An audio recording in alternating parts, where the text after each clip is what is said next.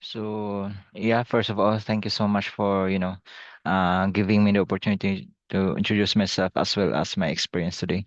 So my name is Jomar Lopez, but you can call me Jom, and I am 28 years of age, currently reside here in Tacloban City, Sultan Kudarat, here in the Philippines.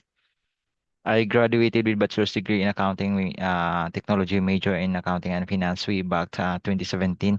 So over the years, I have built extensive expertise in general accounting and bookkeeping, and also working with software such as QuickBooks Online and desktop. I have also background in using Xero, Apollio, and Belgium, as well as Jonas Premium Landlord Tenant System and Utility Profit. And also, I am proud to be a QuickBooks Online Pro advisor and Zero certified. So in addition to my software proficiency in this platform, I am skilled in Microsoft Excel and experience with the payroll solution like ADP, Paychex, and Gusto.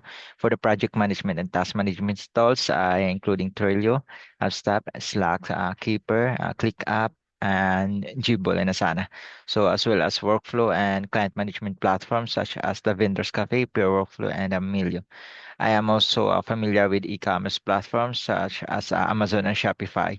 As a bookkeeper and accountant, my responsibility have included the bank and credit card loan reconciliation, generating financial reports such as the balance sheet, income statement, and aging summary and year-to-date budget versus actual. So, as a bookkeeper accountant, also I am the one reviewing the general ledger for coding consistency and preparing the tax work paper and then the 1099 form.